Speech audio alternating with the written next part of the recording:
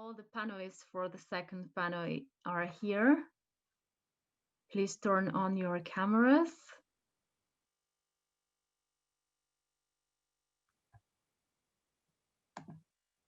Everybody who left us for a while for a comfort break, please come back. And we will start and open our panel with a very important PEN tradition representing empty chairs about those who can't be with us. Pablo, please share the screen. Sarah.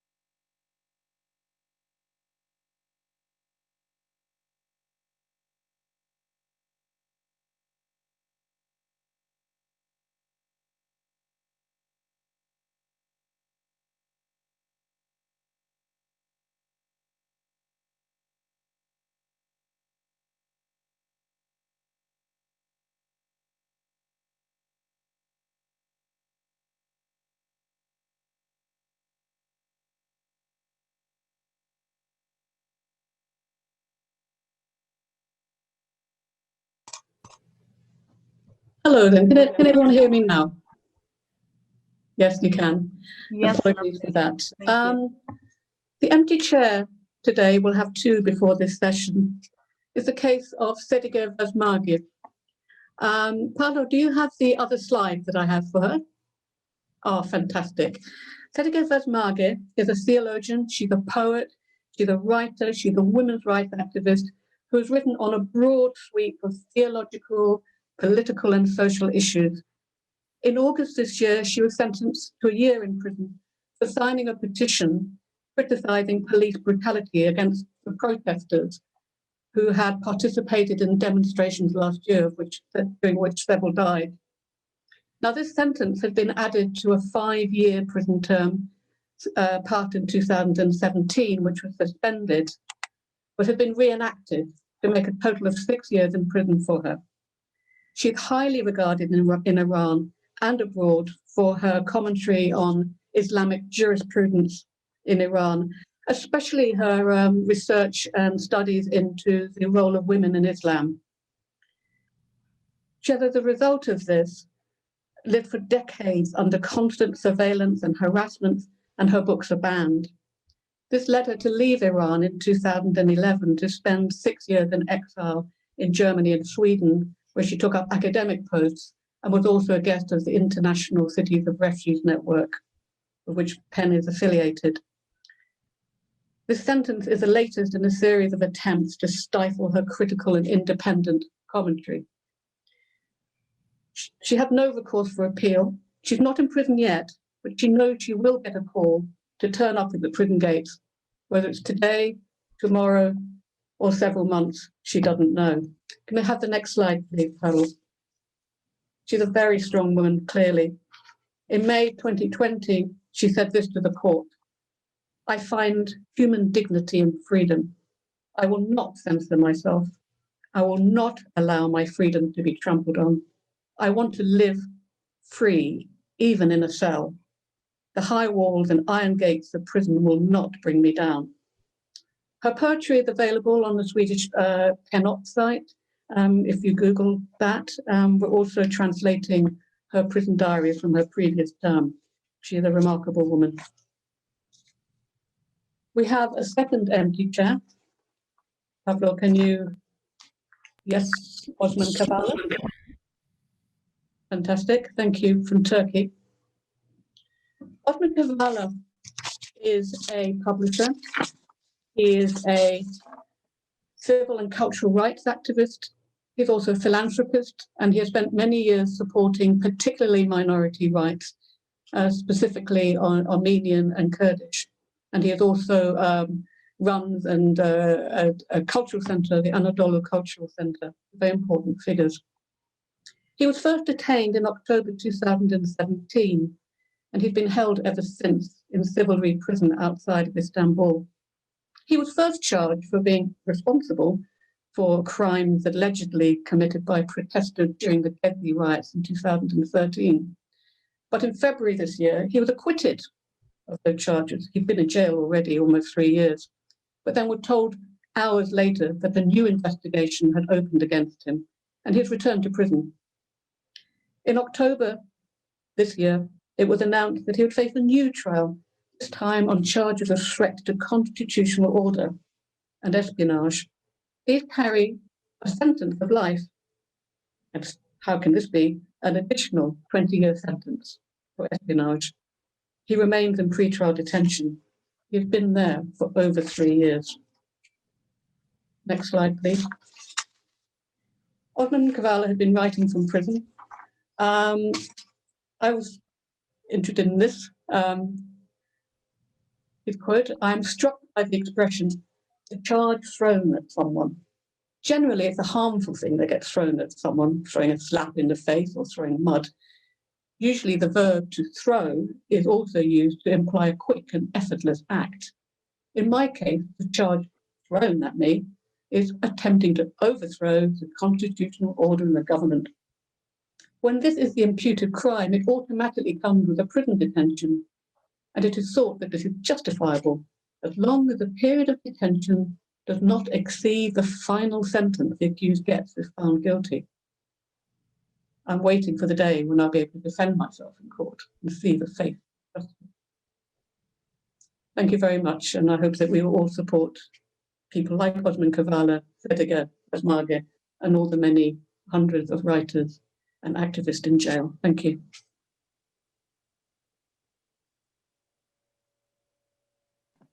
Thank you very much, dear Sarah. And I'm giving the floor to you and all the panelists to start our closing panel for this event.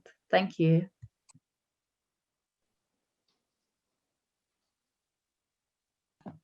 And you muted.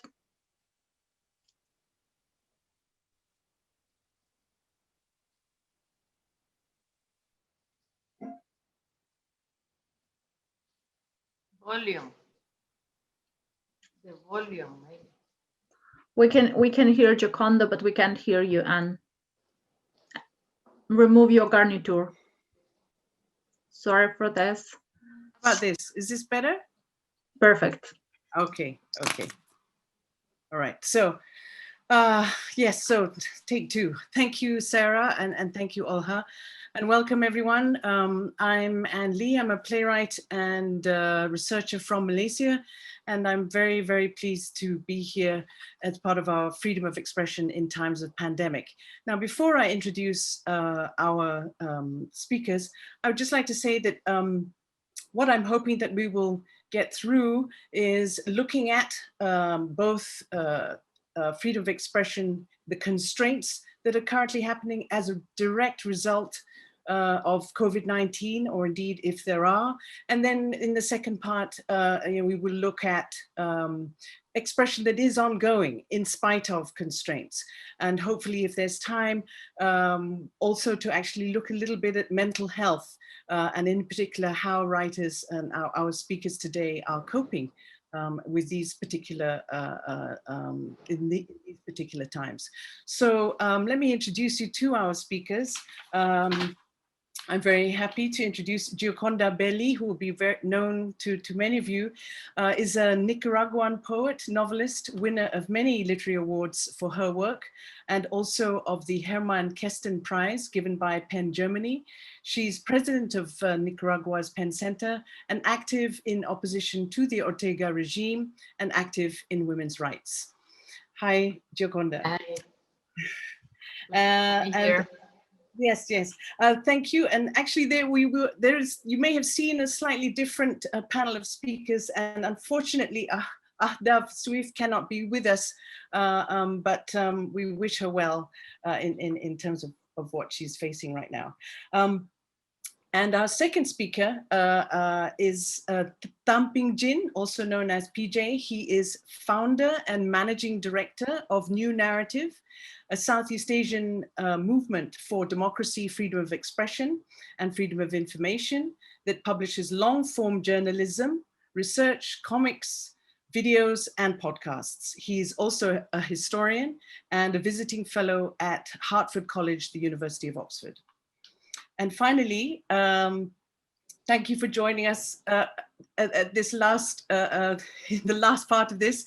Kakwenza Rukira-Bashaija is a Ugandan activist and writer. He is author of The Greedy Barbarian, a book that criticizes the ruling First Family of Uganda, also Banana Republic and The Log Cabin, released recently after being arrested for criticizing the Ugandan president earlier this year. His human rights activism incorporates his firm belief in freedom of expression.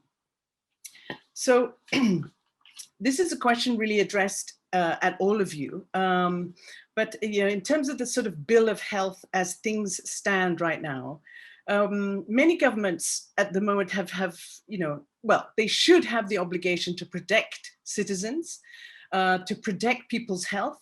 And they have often done so by imposing sweeping regulations that track and trace people's movements, so creating more of a surveillance state. But in many countries, this is, so to say, nothing new, because those countries which have repressive governments. So I'd like to ask you, how has COVID-19 in particular changed conditions of freedom of expression where you stay and where you live? Gioconda, perhaps could we start with you? Yes, thank you. Good morning to everybody.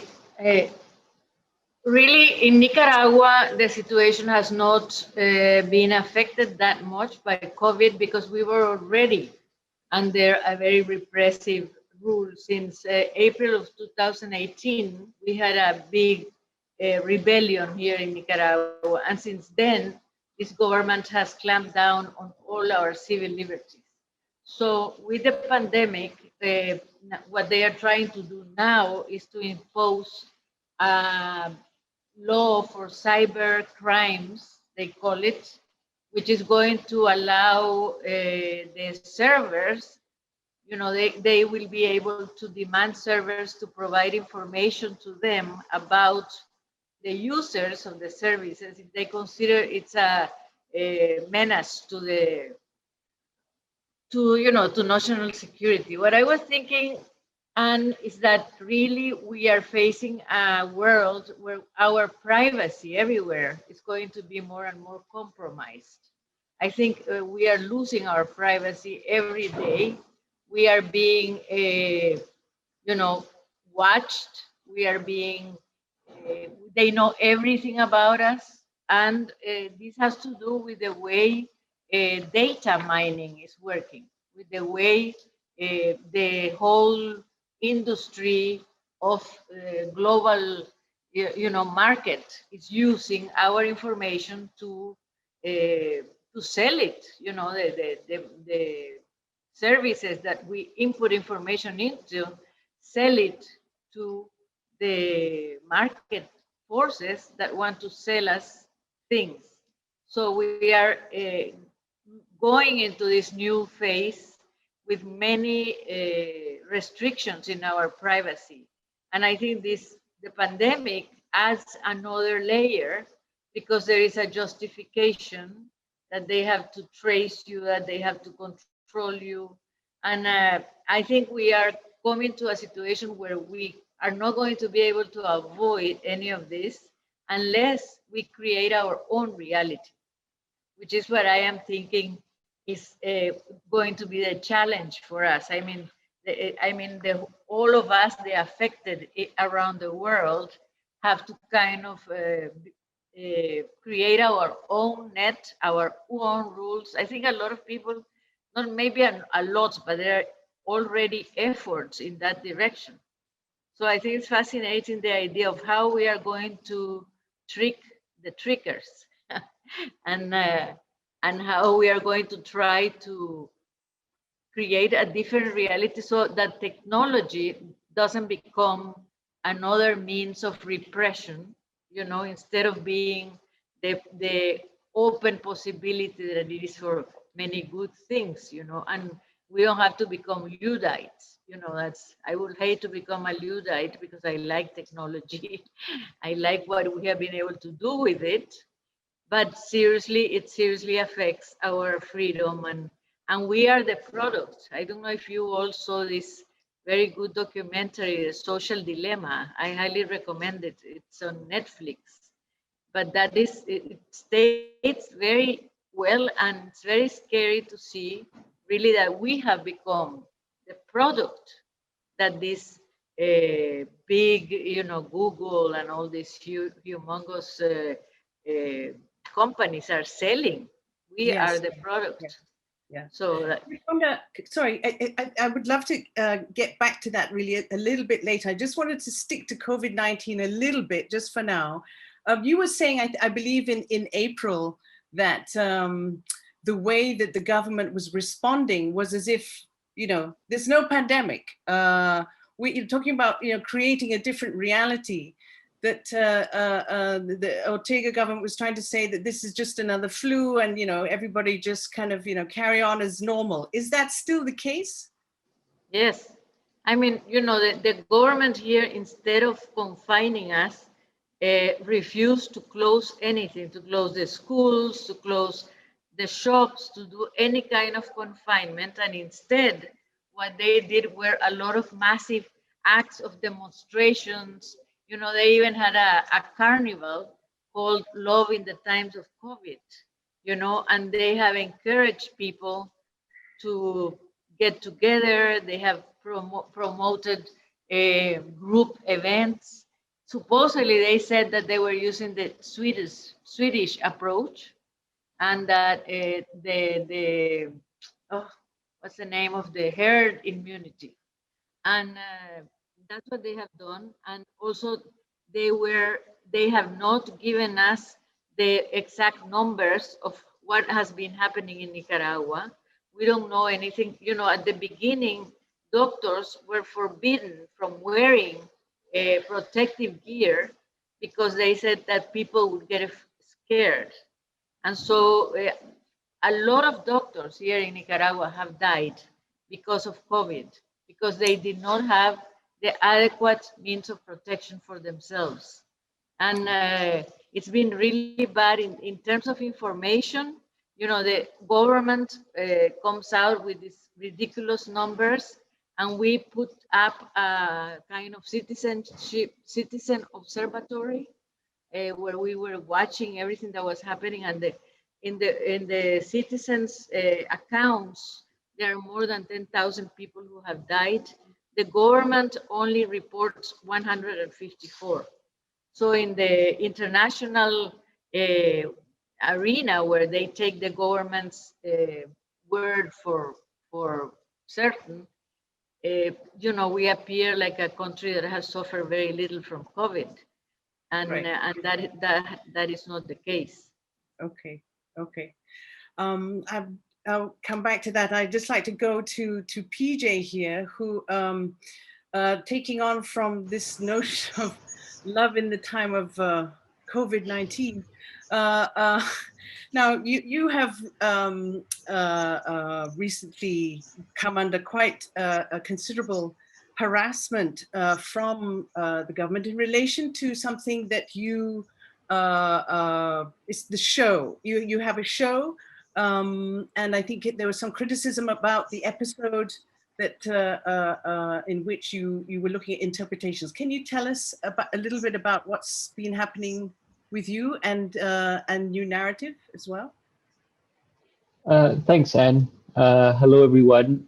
This is PJ Thum. I'm wearing a blue and white batik shirt and standing in front of bookshelves, so my pronouns are he, him. Yes, I was recently harassed by the Singapore government over a satirical video and other Facebook posts that I put out during Singapore's election, which they took offense to and tried to claim that it was in some way violating election law. And this action kind of illustrates how things in Southeast Asia are very much oppression as normal during the pandemic. So in reference to your overall question, Anne, I think Southeast Asia actually has a lot of experience with pandemics. We've had malaria, we've had dengue ongoing, we've had SARS, and now COVID. And instead, COVID is really catalyzing and revealing the conditions, the quality of government, the level of oppression. And so what it is really exposing and accelerating in existing trends. So this harassment and action against me took place because of an election which the Singapore government held in the middle of the pandemic, with amidst the peak of the pandemic in Singapore, with no end in sight. And like Jaconda was saying, right, COVID's added another layer, but rather than change the conditions for freedom of expression, instead, I think it's catalyzing both sides, and governments in Southeast Asia are using it as an excuse to justify existing authoritarian legislation or extend it or enforce it, and using COVID-19 as an excuse for doing so. But on the flip side, it's also catalyzing resistance to the government in various ways. In Indonesia and in Malaysia, you see protests, you see anger, and in Singapore, of course, a place where protests are illegal, what you see is a lot of increased resistance to the government and declining levels of trust, where people have, to use the James C. Scott term, adopted weapons of the weak by foot dragging and refusing to adopt the government's recommendations with regards to surveillance, like downloading apps or wearing tokens to track their movements, and just refused to do it until the government made it mandatory and threatened to ban anyone wearing these tokens or using these apps from going to malls or cinemas or engaging in leisure activities. And it's also, yeah. Yes? Sorry. I was just going to say, Gioconda mentioned about how there's the possibility of introducing new law against so-called cyber crimes. Now, what actually was the law that was used with reference to your case? It's a relatively new law, right? No. With me, it's the Parliamentary Elections Act, which is something the government uses every election. After every election, it claims that activists, critics, opposition members violated the Parliamentary Elections Act in some obscure way, because under the Parliamentary Elections Act, the definition of legal and illegal parliamentary activity are extremely broad and arbitrary, allowing the government to thus decide who has violated or not violated it. So after every election, there's a crackdown, and that's pretty typical every election. Instead, what we have seen are cyber security laws passed in Indonesia, passed in Malaysia, and then revoked and passed in Singapore as well, with regards to fake news, with regards to clamping down on cyber libel and slander online. And that has been used to police speech. And COVID-19 has been used to justify these laws by citing fake news about COVID-19 and citing public health for the need for these laws. Right. So I think there's that protection from online falsehoods, that law as well, right? That's a specific one. Yes, that's the fake news law in Singapore. Yes, and then there's UUITE in Indonesia, and then there was supposed to be a fake news law in Malaysia, but that was the attempt to repeal that. Yeah. Okay. I'm gonna move on to Kakwenza here.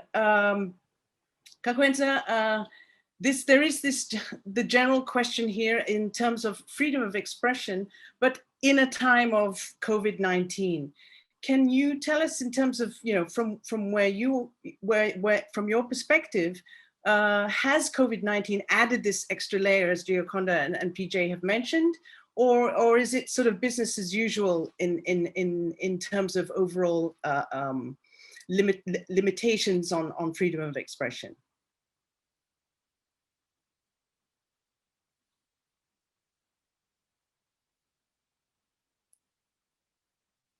You have to unmute.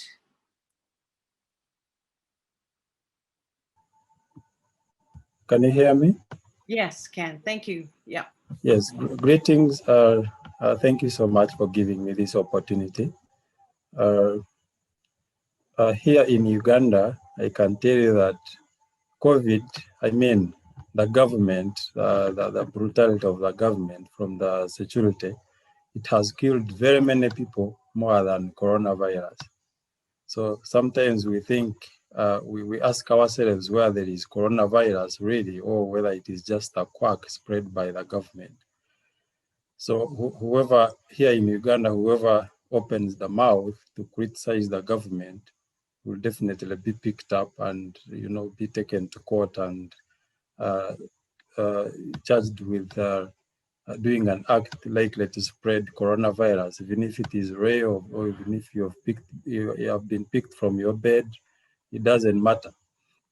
So for my case, for example, in April, after I had published my book, the first novel, my debut, the military men came home, surrounded my house, and they arrested me. They took me to the chieftains of military intelligence in the torture chamber, where they tortured me for the whole week, hanging me like Jesus, beating me, you know, to the extent of, passing out, to the extent of urinating blood.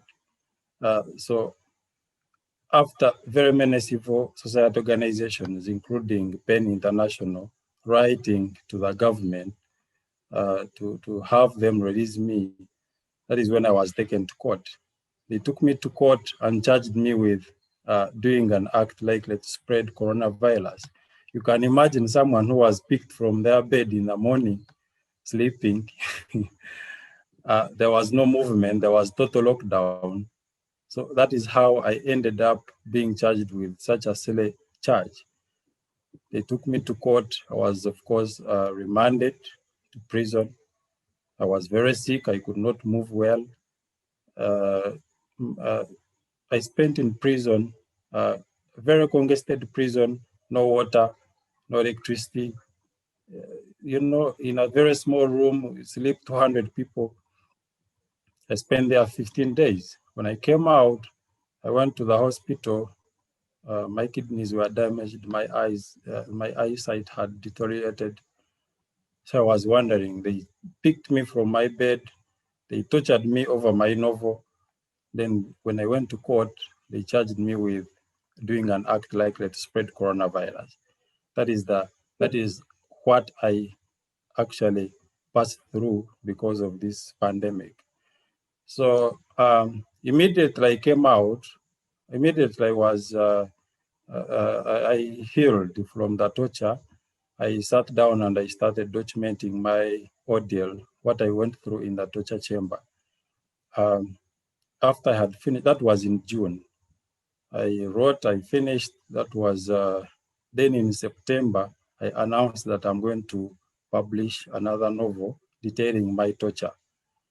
So when the security operatives read through my post on Facebook, they came back for me.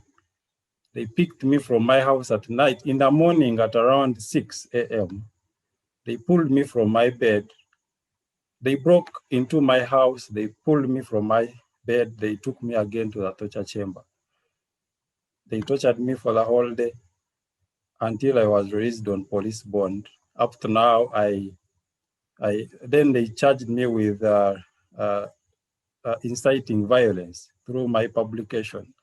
So after that, after being released on police bond, right now I still drive 240 kilometers from my home to the city, to the Special Investigations Unit, in respect of the police bond I was given. So here in Uganda, you have heard very many people in the media, especially journalists, you report about a certain criminal act done by the people in authority. These ones who are managing our, these ones who are managing the pandemic, the health ministry, those people in charge.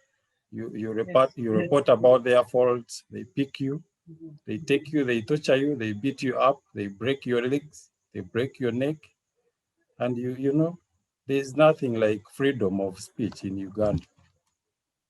Okay, I actually there is a question here, and from the chat, and it says, we are losing our freedom of speech, but if we speak in some cases, we will be no more. But we everybody love to live, so what to do? This is a question.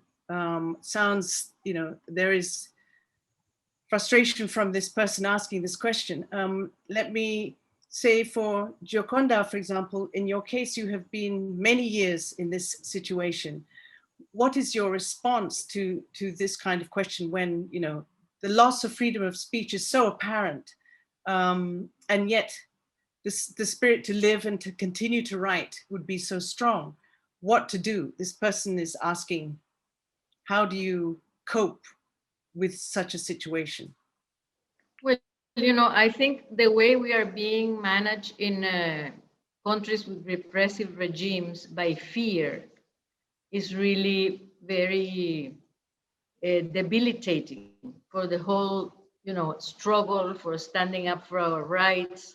And of course, the fear one has is not unjustified. I mean, it is true that you get, we were hearing Carvenza talk about what has happened to him, and it happens to a lot of people here. Almost every day, a young person is taken to jail. There was, for example, a young boy who was doing something on TikTok, joking about the government, and he's been in jail, and they took him to trial. I mean, for some silly, just it was like a meme, look what he was doing.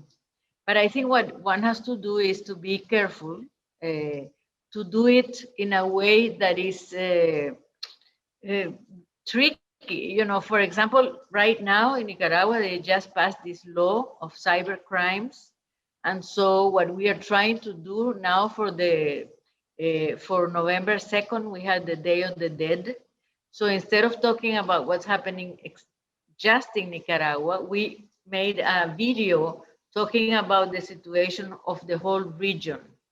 So we included what's happening in Nicaragua, but we were talking about the whole region, so that they cannot say that we were talking, we are saying false, we were giving false information.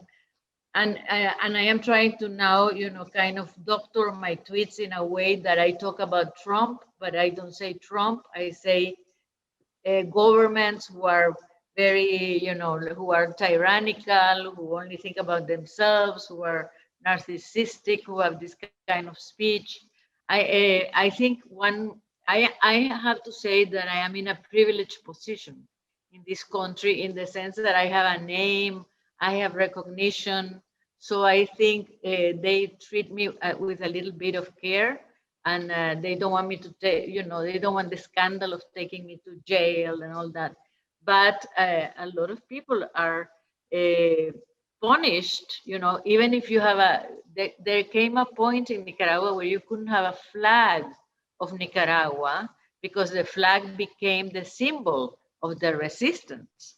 So police were, confiscating flags and taking people to jail for selling flags. So it's become a ridiculous thing. Right. But I think, what I would tell that person is you have to play around that. You have to take care of yourself. You have to be smart. You have to use the little freedom that you have in a way that is very creative. I think it kind of, Sorry, is this like metaphor and analogy? You were referring to sort of more oblique ways, exactly. Indirect ways of expressing what you need to say. Or you just get a lot of people and everybody does it. The problem is that when you are alone, when you create a movement, it's a different thing, because you can be lost in the movement. And that is the best thing, I think, for resistance. But we are coming to a point in history where these governments, because of all these technical apparatus that they have, becomes more and more difficult to create these big waves of resistance. In Singapore, for example, I didn't know you cannot go out on the streets and march, because here we cannot either. I mean, it was forbidden. So those things are. Thank you for that, Gioconda. Before I go to PJ though, Kakwenza, can I come back to you and say, you know, when you have gone through such difficulty with your first novel, now you are producing the second novel, and it seems like, you know, so if previously you were arrested under the act likely to spread, or, you know, it's a legal notion of, you know, an act likely to spread COVID-19, now it's just sort of become inciting violence. What actually, you know, is how do you get the courage and the conviction to continue in this way? Thank you. You know, when you torture a writer, he bleeds ink.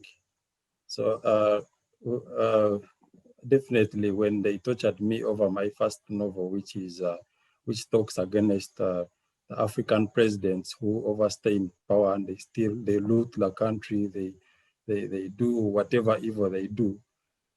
When they tortured me over it, of course, I did not have to sit there and I keep quiet. I had to document. I had to write my ordeal in another book. So this book is called Banana Republic, Where Writing is Treasonous. It is why I narrated everything that I went through, how they sank my head into the toilet bowl to eat my shit, how they hanged me overnight, how they did waterboarding on me, how they beat me to almost getting ballooned, you know. So when I came out, actually they turned me into a monster. I came out with a lot of courage. I could not let their impunity just die in silence like that. So I had to gather my gumption to expose their impunity more. So I think I'm the first Ugandan who has gathered the courage to document the ordeal, my ordeal as a victim when my tormentors are still in power. I could not wait for them to get away or to be catapulted from power. Then I sit down and I start narrating my ordeal, what they did to me. So they beat me up and they gave me courage to write more. They gave me what to write about. So I could not just sit there and take it with equanimity and just let the movie die in silence. Nothing. Right. Thank you for that. PJ, in terms of in the Singaporean context and your experience, how has New Narrative, because New Narrative has its reach has gone beyond just Singapore, I think it's fair to say. Can you tell us a little bit about the kind of freedom of expression? Well, in spite of the constraints, what kind of expression is coming out in this time of COVID-19, and whether it's directly related to COVID-19, but arising out of this time? Can you tell us a little bit about what kind of, tell us about New Narrative and the kinds of stories that are coming out now? Okay, thanks, Anne. So New Narrative is, it's a Southeast Asian platform for journalism, research, comics, videos, and podcasts, and we're fundamentally a movement for democracy and freedom of expression, freedom of information in Southeast Asia. And we were actually de facto banned in Singapore 2.5 years ago for being too effective at organizing people and criticizing the government. So we are based in Kuala Lumpur, and we are actually registered in the United Kingdom, and we have employees across Southeast Asia in a number of different cities and countries. And actually, if I may respond to the question that was raised, New Narrative itself is my answer to the question that was raised in the chat, which is that in order to take on these authoritarian governments, people with power, the establishment, oppressors, first you need to educate yourself. You need to understand the systems, the incentives, the structures, and that's what New Narrative tries to do. we try to help the people of Southeast Asia understand the incentive structure, systems, assumptions that govern our lives in ways that we don't even think about. And then once you understand your opponent, then you organize to create change.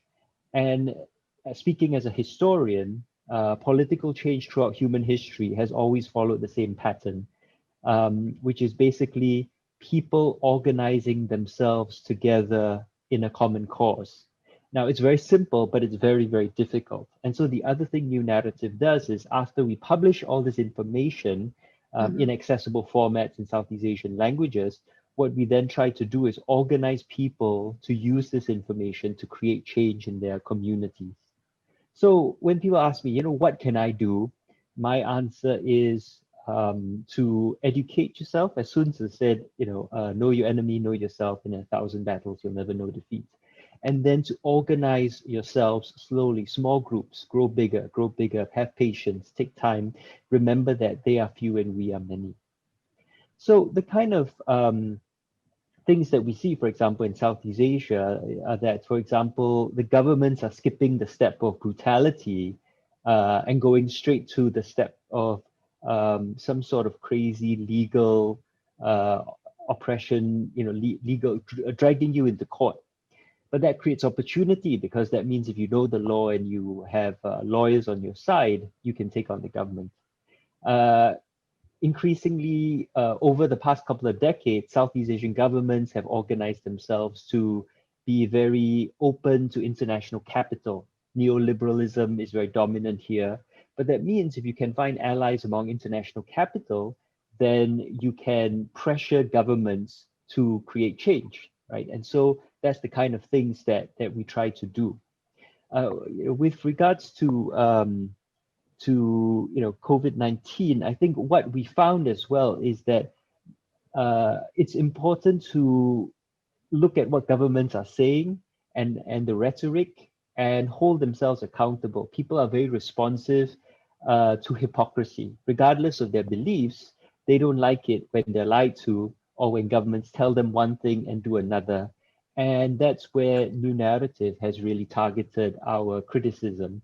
And COVID-19 has produced a lot of opportunities for governments to make a lot of claims, many of which they have not been able to live up to. And so we've been able to turn this crisis on them in that regard. Right. Okay. I'd like to move on to the idea of kind of, this is about freedom of expression in times of pandemic. This is not the first pandemic, and as PJ, you mentioned, from malaria through to SARS and avian flu, and and it's not going to be the last one. That seems quite clear. But in the literary references of your own that have influenced you or that you have read about, can you maybe share some of these references? I mean, one obvious one is kind of recalling work of Giovanni Boccaccio's Decameron, 14th century anthology or collection of tales about characters who flee plague-ridden Florence. So as ideas around or influences, maybe can you share some of these from your own cultures or your own preferences? Anyone? Well, in Latin America, maybe it's not called plague like that, but Garcia Marquez has, for example, in the beginning of 100 Years of Solitude, they suffer an epidemic where they forget the names of things, and they have to put, it was raining so hard, and they had the epidemic of forgetfulness, and they had to put signs on everything. So a chair, they could remember that a chair was a chair. What we have mostly in these regions is a situation of such absurdity in many regards politically that it lends itself to literature. And a lot of the literature that we have, whether it's approached in a magical, realistic way, which is, I think it's not being, used so much anymore, because really the master was Garcia Marquez. All the rest were just imitations. So, but the literature is filled with all these stories of crazy dictators, you know, and the poverty and the misery that kind of generates these kinds of plagues, you know, where it's a plague of malaria, you know, the people who have died of dengue, the misery, I don't know how else to say that. That is what moves a lot of the literature in the continent. It denounces what's happening. It tries to bring back to the eyes of the people what is happening and how the politics are responsible in many regards for what's going on. Right. The Thank other, you. the, Thank you for that. okay. Sorry, just I want to be able to get to the mental health Yes, part. yes, Hopefully if I can. yes. PJ, what? How about you? Not so much per se, but one observation I had is because of the ever pervasive threat of disease in Southeast Asia, malaria, for example, all the way back to colonial times, colonial governments frequently started educating locals in medicine to combat this ever-present threat. And so this was the opportunity for locals to get an education and uplift themselves. And it's no surprise that many of the early leaders of our colonial movements in places like Malaysia, Indonesia, and the Philippines were doctors. And so what you actually see in our tradition here is, you know, and kind of like what I mentioned about the opportunity now is that disease is ever present, disease is a threat, but disease is also opportunity, and in some ways the equalizer, because we are in some ways all helpless before it, although of course it also has exposed massive inequality in terms of access to healthcare. So that's my observation about disease in Southeast Asia. Okay, thank you for that, PJ. Kakwenza?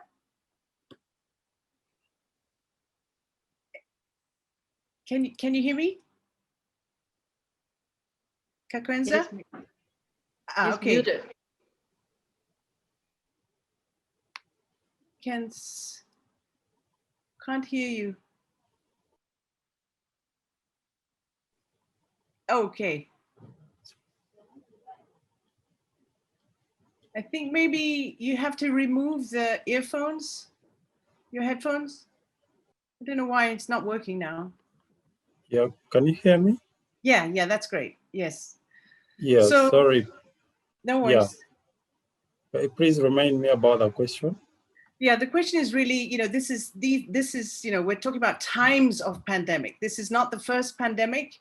And in terms of the kind of, you know, in the name of sort of sharing some cultural literacy, what references would you choose, either historical or current, which refer to pandemic, or, you know, the notion of plague or disease, as PJ has mentioned, within either Ugandan cultural reference or any of your own favorite, your particular choice?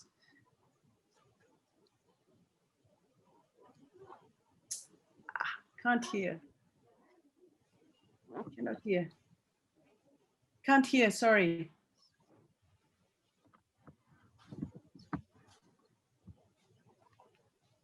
Nope, still cannot hear.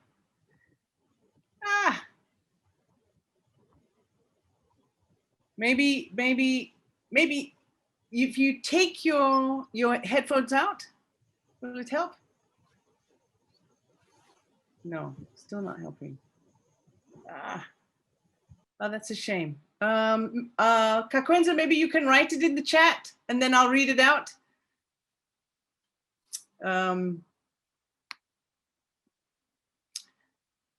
Okay. There is we just have a short while to kind of go really into the issue of mental health. I think that it's very fair to say that I mean, writers are used to solitary activity, but this is clearly, you know, of a very different nature. I would like to know from your perspectives, how are you individually coping with this time, and in this time of prescribed or limited freedom of expression, whether there's other layers of it, as Gioconda, you mentioned, and if not of yourself, then of other writers that you know, that you are familiar with. I mean, whether you are head of a PEN Center or people that you work with. PJ, let me start with you. Yeah, well, as someone who runs a media organization, mental health has been a major issue for not just my team, but all our contributors. And this is something which we feel is sort of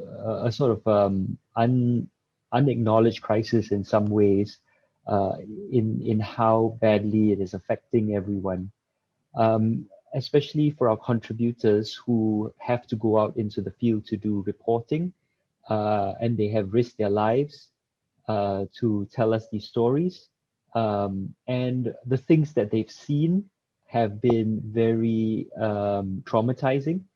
So as an organization, New Narrative, of course, we're tiny and we have next to no resources, but we have dedicated time and effort to try to help our contributors, connect them to mental health resources, and created an emergency fund, and you know, for access. And within our team, we've increased things like peer support sessions.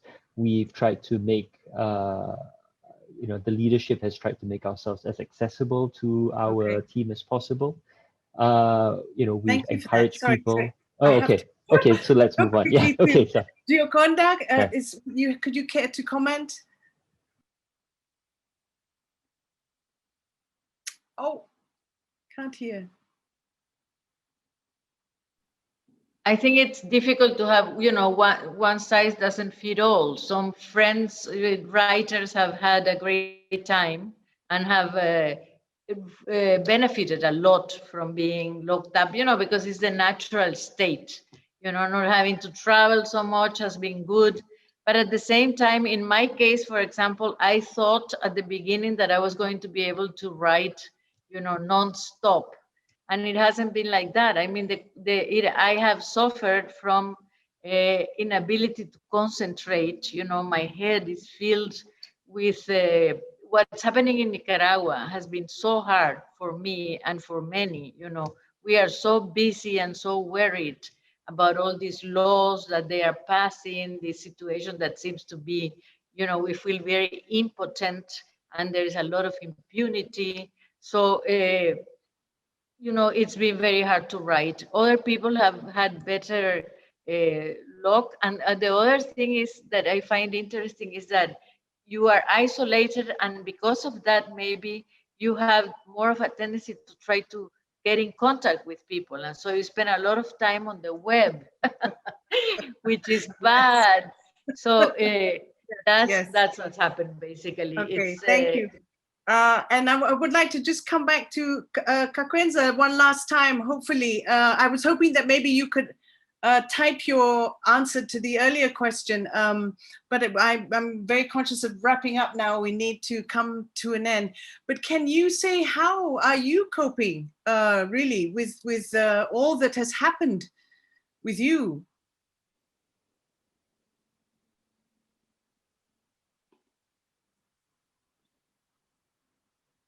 Can you hear me? Yes, can. Yes. Can you hear me? Can. Yes. Yeah. Yeah, sorry. I think my device has a problem. I don't know whether it is a network or whether it is a bug. But how I am coping after all this have happened to me, I managed to visit a counselor, psychiatrist. I'm doing fine. I have a great improvement. I'm really fine.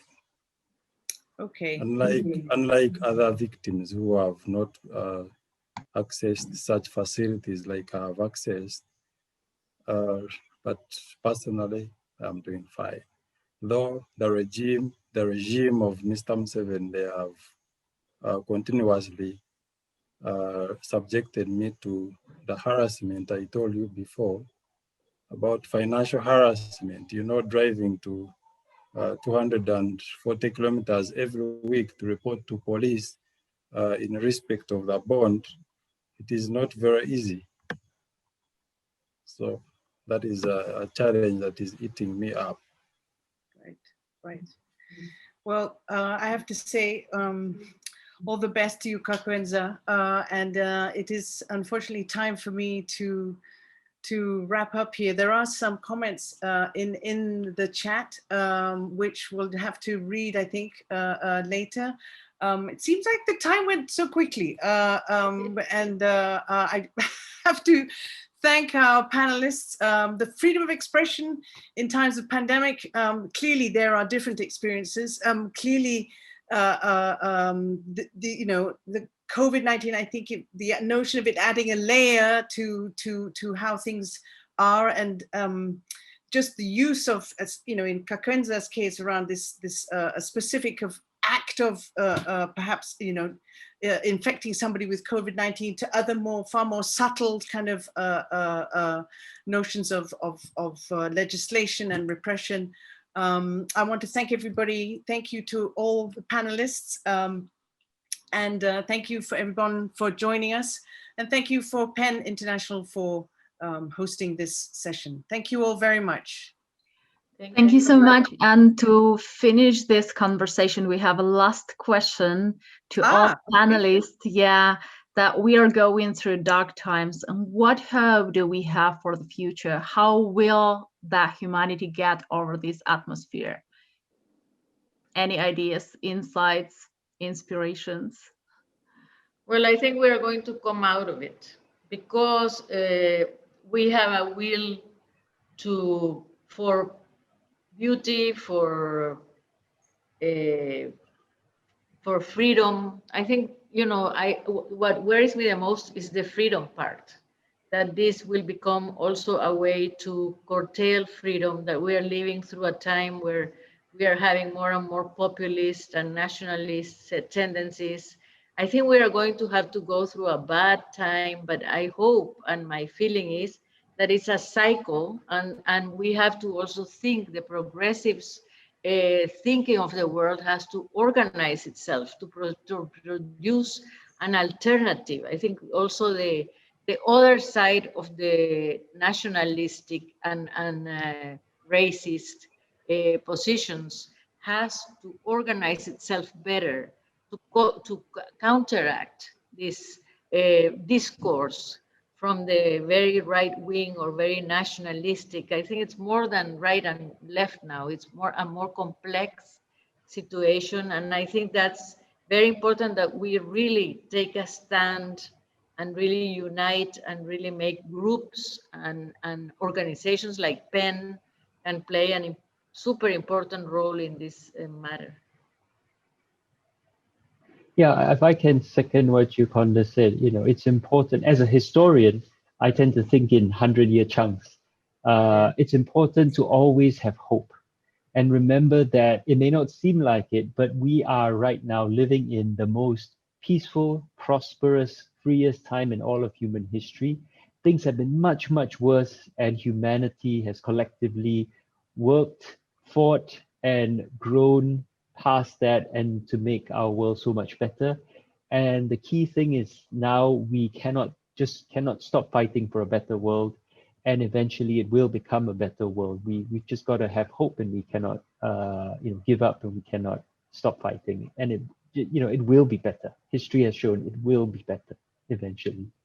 I like to, if I can just add, I like to see the world today actually as opportunity, because with so many crises, the climate crisis, crisis in capitalism, crisis in democracy, crisis in our healthcare, COVID, this is our opportunity to reshape the world for generations to come.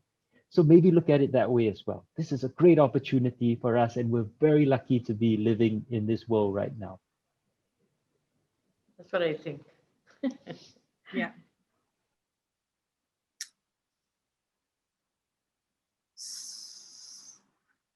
So, okay, Ola, anything else you want to, I think? Well, I wanted to say thank you to you, and because you were a fantastic moderator.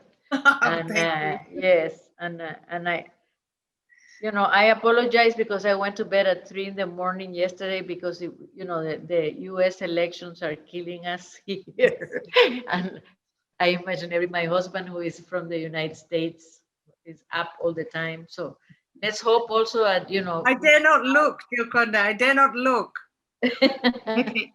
Thank you all for great comments, inspiring panels, not only USA, but pan elections. Please vote, or I've closed the voting Yes. system. Have a nice evening and follow us on social media. Share all the reasonable information, empty chairs, panels, and see you again. Now we are working without borders, the only time zones limits. No, and you have done such an amazing job. I have to say that the online and the virtual congress has been amazing. Thank you so much. Have a nice evening, morning, day, and let's fight for freedom of expression, even on those pandemic times. Yes. Thank you.